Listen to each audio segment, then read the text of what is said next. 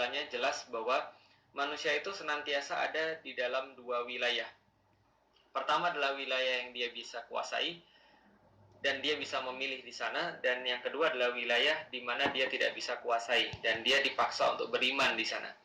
Nah, karena itulah konsekuensinya ketika dia berada pada satu wilayah di mana dia harus beriman, maka dia tidak usah berpikir tentang itu, karena dia cukup meyakini bahwa itu yang terbaik pasti datang daripada Allah. Yang datang daripada Allah pasti adalah yang terbaik. Dan di dalam wilayah-wilayah yang dia punya pilihan, maka konsekuensinya dia harus berpikir, dia harus mengusahakan yang terbaik, karena amal-amalnya akan dinilai daripada amal-amal yang terbaik yang dia hadirkan.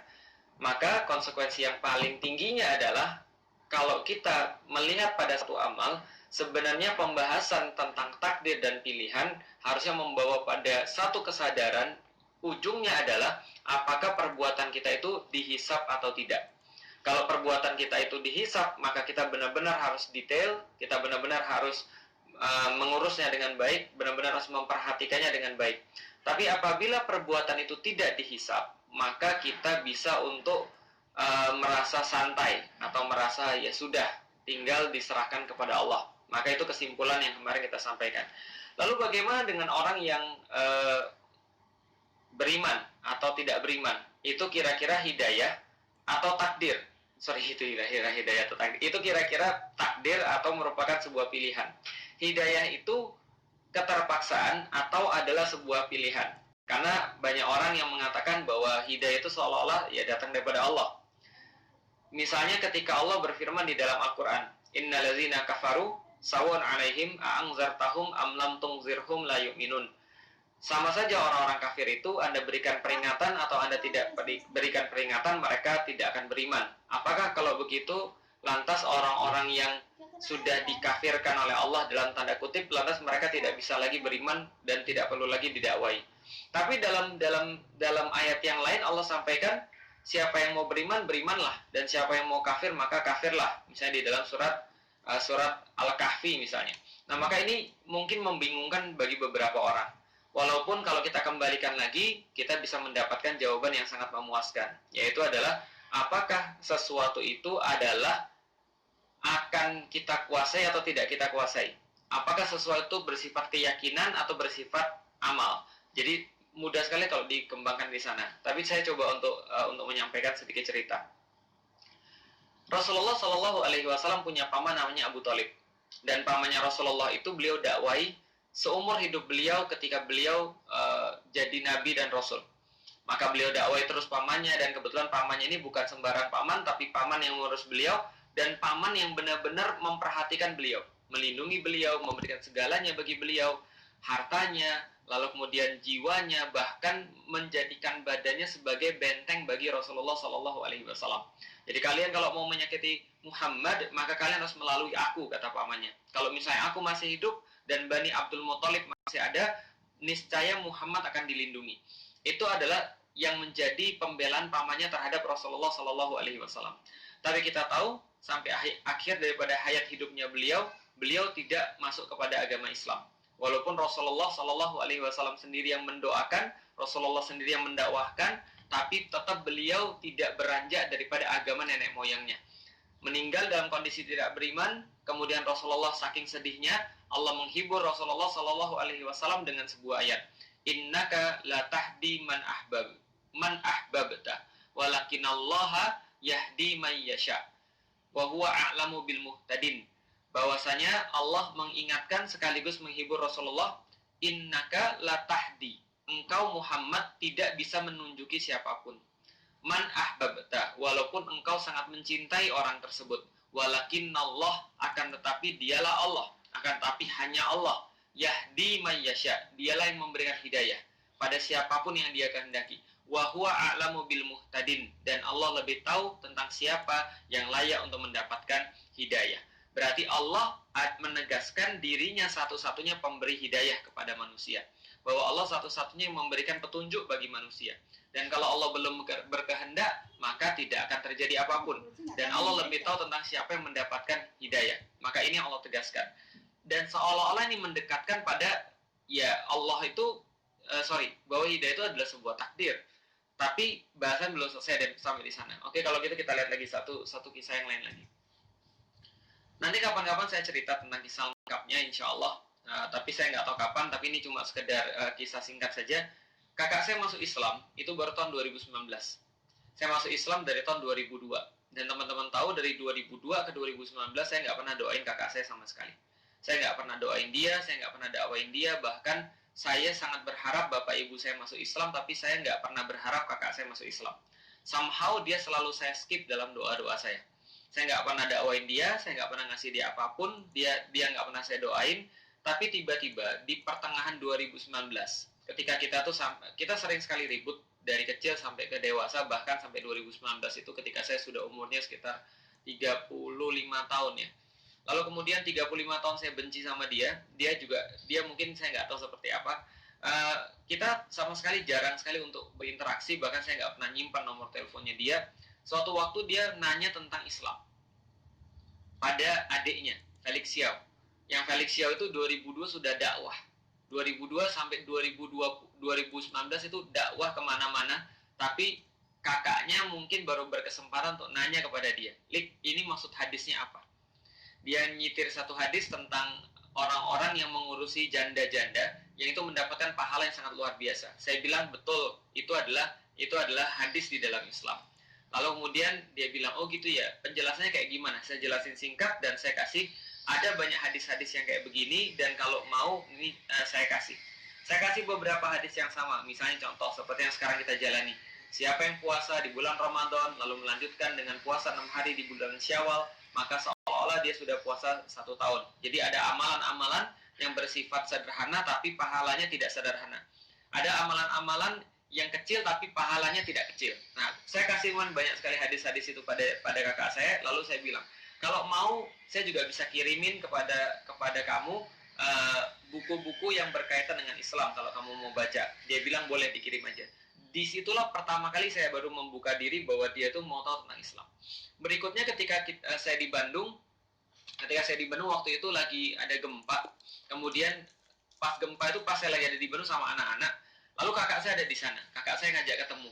Saya bilang, nggak deh, malam ini nggak bisa. Nanti aja kalau mau besok pagi kamu pergi ke kajian saya aja, ikut kajian saya. Ternyata dia beneran datang. Padahal saya nggak nyangka kalau dia beneran datang. Tapi dia datang, itu menandakan dia punya keseriusan terhadap Islam dan mau mengenal Islam. Singkat cerita teman-teman sekalian, kakak saya masuk Islam. Dia masuk Islam tahun 2019 bulan Oktober kalau saya nggak salah, di kajian musyawarah bareng Ustadz Adi Hidayat. Dan ketika dia masuk Islam itulah saya menjadi sangat terpukul dalam satu titik. Apa terpukulnya?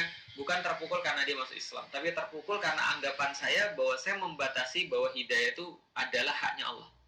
Saya ngerti, saya sudah belajar, saya sudah jelasin ayat tadi yang saya bacakan ketika turun kepada Rasulullah berkaitan dengan Abu Thalib yang belum masuk Islam padahal sudah diusahakan.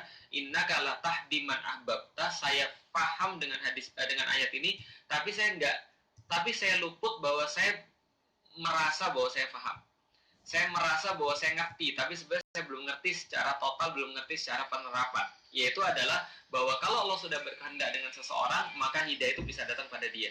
Bahwa 100% hidayah itu adalah hak prerogatifnya Allah. Innaka la tahdi man ahbabta walakinallaha yahdi man yasha wa huwa a'lamu bil muhtadin. Ketika itu kejadian, kakak saya masuk Islam, saya baru merasa, iya, ternyata benar-benar hidayah ini adalah ketentuan Allah Subhanahu wa taala, dan itu wilayah keyakinan.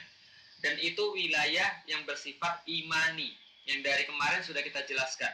Meyakini hidayah itu adalah milik Allah, hanya Allah yang memberikan hidayah itu pada manusia, dan hanya Allah yang kalau berkehendak tidak akan dapat untuk bisa di-cancel, maka itu adalah keyakinan kita sebagai seorang muslim. Bagian daripada perkara-perkara iman yang kita katakan sebagai rukun iman. Percaya bahwa takdir Allah, baik dan buruknya menurut manusia, adalah baik semua daripada Allah Subhanahu wa ta'ala. Ini adalah kemudian pemahaman seorang muslim yang harus kita ketahui. Perkara hidayah ini perkara keyakinan. Kalau kita bahas tentang keyakinan bahwa Allah yang bagi hidayah, bahwa Allah yang berkehendak untuk memberikan hidayah, kalau Allah sudah memberikan orang hidayah tidak akan dapat dihalangi, dan kalau Allah sudah dalam tanda kutip menyesatkan seseorang maka tidak ada yang dapat memberinya petunjuk, maka ini wilayah imani. Maka ini adalah wilayah yang harus kita yakini. Ini adalah amal-amal hati. Ini adalah sesuatu yang bersifat goib, alladzina yu'minuna bil ghaib, sesuatu yang kita nggak tahu maka kita beriman kepadanya. Ini satu titik. Tapi kalau kita membahas tentang titik yang lain, maka dalilnya menjadi berbeda. Maka perintahnya menjadi berbeda, karena ranahnya pun berbeda. Tadi yang kita bahas adalah ranah Allah, ranah kemahaan Allah, ranah bahwa Allah itu maha tahu, maha memberikan hidayah, maha menentukan, maha melindungi, maha menunjuki, dan seterusnya. Maka ini ranahnya Allah. Kalau kita membahas ranahnya Allah, maka secara konsekuensi kita harus membahas tentang Allah itu tidak terbatas sama seperti manusia. Manusia terbatas, Allah tidak. Maka Allah tidak sama dengan manusia, maka tidak boleh disamakan dengan manusia. Manusia tidak tahu, Allah maha tahu. Manusia tidak bisa menentukan sesuatu, Allah maha menentukan. Manusia tidak bisa berkuasa atas sesuatu, Allah maha berkuasa. Maka kita tidak bisa membahas ketika dalam urusan imani, dalam urusan tawakal ini sesuatu yang sama kayak manusia. Tapi begitu kita membahas tentang manusia, bagaimana cara seseorang bisa mendapatkan hidayah, maka di situ berlaku hukum-hukum manusia. Hukum-hukum manusia yang tidak tahu, maka dia harus berusaha sebaik-baiknya. Hukum manusia yang tidak punya kuasa, maka dia harus merencanakan sebaik-baiknya. Disitulah kemudian bahasan kita. Tapi kalau bahasan tadi, ya itu nggak usah banyak dibahas, karena cukup diimani. Nggak usah diganggu-gugat, karena itu perkara-perkara yang bersifat keyakinan. Perkara keyakinan itu letaknya dalam hati dan bukan dalam perbuatan. Jadi nggak ada yang bisa kita perbuat terhadap kemahaan Allah. Cukup kita yakini saja. Allah maha menentukan, Allah maha menunjuki, Allah maha memberikan hidayah. Itu semua imani saja. Cukup, tidak perlu untuk diganggu-gugat, tidak perlu untuk diusahakan, tidak perlu untuk ditambahin amal apapun. Nah, tapi kemudian berkaitan dengan hidayah dalam bentuk kemudian usaha, maka di dalam Al-Quran Allah sudah bahas banyak. Contoh misalnya, kita bisa melihat siapa saja sih yang dikasih hidayah oleh Allah dan siapa saja yang tidak dikasih hidayah oleh Allah. Kalau kita baca Al-Quran, ada beberapa golongan orang yang tidak dikasih oleh Allah hidayah. Misal, golongan pertama adalah golongan orang-orang kafir. Wallahu la yahdil qaumal kafirin. Di dalam surat Al-Maidah ada kemudian ayat yang berkata, Allah tidak akan pernah ngasih hidayah pada orang-orang yang kafir. Ada lagi yang lain. Wallahu la yahdil qaumal fasiqin. Allah tidak akan pernah ngasih hidayah pada orang-orang yang fasik. Yang ketiga, wallahu la yahdil qaumadz zalimin, dan Allah tidak akan pernah ngasih hidayah pada orang-orang yang zalim. Ada 3 kelompok. Pertama orang kafir, kedua orang fasik, ketiga orang zalim. Sama seperti di dalam surat Al-Baqarah. Ketika Allah berbicara tentang contoh permisalan, innallaha la yastahi ayyadriba mathalan ma ba'udatan fama fawqaha, dan seterusnya. Allah kasih kemudian permisalan dan Allah katakan banyak orang-orang beriman mendapatkan hidayah daripada contoh-contoh ini. Yahdi bihi katsira, dan banyak sekali kemudian orang-orang yang disesatkan. Banyak orang disesatkan, banyak orang mendapatkan petunjuk dengan contoh ini. Wa ma yudillu bihi illal fasiqin, dan tidaklah disesatkan oleh Allah kecuali orang-orang yang fasik. Jadi orang fasik ini tidak bisa mengambil perumpamaan, tidak bisa mengambil pelajaran, karena itu mereka tersesat di jalan Allah. Maka ada 3 kelompok. Pertama adalah kafir, yang kedua adalah fasik, yang ketiga adalah zalim. Orang-orang zalim juga tidak akan dikasih petunjuk, orang-orang kafir juga tidak akan dikasih petunjuk. Ada 3. Pertanyaannya, kalau kita lihat secara makna bahasanya, kalau kita bicara Allah tidak akan kasih petunjuk pada orang-orang yang kafir, zalim, fasik. Berarti fasik dulu atau fasik dulu, zalim dulu, kafir dulu, baru tidak dapat hidayah. Atau tidak dapat hidayah dulu baru jadi kafir, baru jadi zalim, baru jadi fasik. Kalau secara bahasa, Allah tidak bakal kasih petunjuk pada orang-orang yang kafir. Allah tidak bakal kasih petunjuk pada orang-orang yang zalim. Allah tidak akan kasih petunjuk pada orang-orang yang fasik. Berarti dia fasik dulu, baru Allah tidak kasih petunjuk. Tapi begitu dia lepas daripada kekafirannya, dia milih untuk berubah, maka Allah akan kasih petunjuk insya Allah. Maka Allah sampaikan, innallaha la yughayyiru ma biqaumin hatta yughayyiru ma bi anfusihim. Allah tidak bakal mengubah keadaan dalam satu kaum sampai kaum itu mengubah sendiri keadaannya. Kalau dia mau berhenti daripada kekafirannya, lalu kemudian kafir dalam makna bahasa Arab adalah menutup. Dia mau membuka hatinya, dia mau membuka akalnya, dia mau membuka kupingnya, matanya, lalu kemudian melihat tanda-tanda kebesaran Allah, menerima kemudian dakwah-dakwah yang disampaikan kepadanya, maka dia berpikir dia akan mendapatkan bagian daripada hidayah. Maka kalau kita jelaskan, tadi kita sudah beresin tentang wilayah keyakinan, bahwa kita tidak boleh menisbatkan hidayah itu pada diri kita. Bahkan Rasulullah tidak. Rasulullah, Allah katakan tidak, hidayah bukan milik kamu, tapi milik Allah. Apalagi manusia biasa seperti kita. Maka itu wilayah sudah beres. Sekarang kita bahas wilayah tentang usaha manusia dalam memberikan hidayah. Bukan memberikan. Dalam memudahkan hidayah bagi orang, atau dalam kemudian memudahkan hidayah itu bagi dirinya sendiri. Karena hidayah itu dari Allah. Hak prerogatifnya sudah jelas di Allah. Kita sudah nggak bahas itu.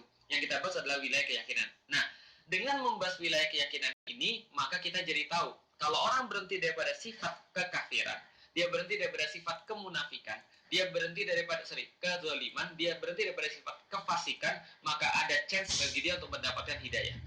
Makanya ulama-ulama berkata, kalau ada orang-orang yang baik di kalangan orang-orang yang belum muslim, maka hadiah dari Allah yang terbaik kepada dia adalah hidayah. Luar biasa ya kata-katanya. Hadiah terbaik adalah hidayah. Kenapa? Karena hidayah dan hadiah itu adalah asal katanya sama, gitu kan ya. Jadi hadiah terbaik adalah petunjuk dari Allah pada orang-orang yang masih bermaksiat. Dengan syarat apa? Dia sudah mulai berhenti daripada kemaksiatan. Saya juga begitu. Dulu ketika saya masih belum muslim, saya masih kemudian belum kenal dengan Islam, saya mulai dekat dengan Islam itu tidak serta-merta, tapi saya mencoba dulu puasa. Jadi kalau saya puasa kemarin bagi saya agak ringan. Kenapa agak ringan? Karena sebelum saya masuk Islam, saya juga sudah terbiasa berpuasa di 2 tahun sebelumnya. Saya melihat bagaimana orang sholat. Saya memperbaiki lisan saya. Saya tidak kasar pada orang. Maka hadiah pada orang-orang yang berhenti daripada kemaksiatan, berhenti daripada kekafirannya. Saya nggak makan babi lagi sebelum saya masuk Islam. Maka hadiahnya adalah hidayah. Maka lihat aja kalau ada orang-orang yang sudah mau dapat hidayah, biasanya dia lebih dekat kepada kebaikan. Perilakunya perilaku orang-orang muslim. Gitu kan ya. Tapi bukan muslim abangan ya, muslim beneran. Perilakunya sudah mulai mendekat kepada kebaikan. Dia mulai berhenti makan makanan yang nggak baik. Dia mulai berhenti untuk melakukan hal-hal yang buruk misalnya. Maka disitulah Allah akan ngasih chance untuk memberikan dia sebuah hidayah. Maka ketika kita bahas tentang 3 tadi, tentang fasik, tentang zolim, tentang kafir, perilaku-perilaku ini yang harus dihentikan sehingga orang tuh bisa membuka hatinya untuk melihat pada Allah, untuk kemudian mengetahui kepada Allah. Nah, apalagi yang bisa memudahkan kita untuk mendapatkan hidayah? Pertama-tama adalah teman-teman sekalian, kita harus tahu dulu tentang hidayah ini apa. Hidayah artinya adalah petunjuk. Kalau namanya petunjuk, berarti dia adalah bersifat pasif, bukan aktif. Namanya juga petunjuk. Misal, Anda mau pergi ke satu tempat. Satu tempat itu Anda nggak tahu di mana. Kalau zaman sekarang buka GPS dong. Kalau zaman saya bukanya peta. Maka kalau di sini di buku ini saya kasih contoh peta. Tapi kalau misalnya sekarang nggak peta lagi, tapi GPS. Oke lah, taruhlah. Anda buka GPS. GPS itu adalah huda. GPS itu adalah petunjuk. Orangnya namanya hadi, orang yang menunjuki. Orang yang kemudian punya petunjuk. Kalau petunjuknya namanya hidayah. Kalau misalnya kata-kata GPS itu adalah sebuah petunjuk, maka kita bisa katakan bahwa GPS itu kayak hidayah, atau hidayah itu kayak GPS. Dan GPS itu bentuknya pasif. Dia cuma bisa ngasih tahu kepada Anda, tapi Anda mau menjalani atau tidak, itu terserah Anda. Jadi, orang punya GPS belum tentu nyampe. Orang punya hidayah belum tentu nyampe. Kenapa? Hidayah itu bentuknya pasif. Tapi untuk bisa menjalani, itu perlu diri Anda. Seperti yang kemudian saya sampaikan dalam buku Beyond the Inspiration, bab tentang takdir dan hidayah. Saya bilang gini, ada seseorang, dia taruhlah misalnya gini, dia punya alamat ke satu tempat. Dan ketika dia sudah punya alamat ke satu tempat itu, dia hafalin, dia bacain terus kayak zikir, setiap selesai sholat dia bacain, dia nyampe atau enggak? Enggak bakal nyampe, kalau cuma bacain doang. Kenapa enggak akan bakal nyampe? Karena dia enggak jalan. Maka hidayah itu yang pertama, kita harus tahu bentuknya adalah pasif. Dan memerlukan kita yang aktif supaya bisa nyampe. Itu yang membedakan antara orang yang punya hidayah dengan orang yang nyampe. Orang yang punya hidayah, kalau nggak dilakukan, nggak bakal nyampe. Orang yang jalan tanpa petunjuk tersesat. Itu yang dimaksud oleh Allah di dalam Al-Quran. Dekat banget hidayah dengan Al-Fatihah. Allah katakan, Siratal ladzina an'amta alaihim ghairil maghdubi alaihim waladdallin. Dan itu semua ketika Allah sudah sebut ihdinas siratal mustaqim. Ya Allah, tunjukinlah kami jalan yang lurus. Untuk apa petunjuk itu? Siratal ladzina an'amta alaihim. Untuk kami bisa menjalani kehidupan seperti orang-orang sebelum kami yang mendapatkan kenikmatan. Ghairil maghdubi alaihim. Bukan seperti orang-orang yang kau murkai. Siapa orang-orang yang kau murkai? Yahudi. Siapa Yahudi? Mereka yang punya petunjuk tapi nggak mau dijalani. mereka yang sudah punya petunjuk tapi nggak mau dijalani, itu makhdub, itu kemudian dimurkai oleh Allah. Waladhdallin, dan bukan seperti orang-orang yang tersesat. Siapa mereka? Saudara kita daripada orang-orang Nasrani. Rasulullah sampaikan, kenapa? Mereka nggak punya petunjuk tapi mereka mau jalan. Mereka mau jalan tapi mereka nggak punya petunjuk. They end up tersesat. Mereka ujung-ujungnya pasti tersesat. Kenapa? Karena mereka nggak punya petunjuk. Dolin. Maka ghairil maghdubi alaihim waladdallin adalah orang-orang yang menyikapi petunjuk dengan cara yang berbeda. Ada yang sudah dapat tapi nggak mau jalani, ada yang jalan tapi nggak punya petunjuk. Maka ini yang terjadi pada mereka. Sedangkan orang-orang muslim memahami bahwa petunjuk ini adalah sesuatu yang bersifat pasif. Kalau itu sudah datang pada mereka, mereka nggak kemudian ngambil, maka mereka pasti juga akan tersesat dan mereka juga pasti akan dimurkai oleh Allah.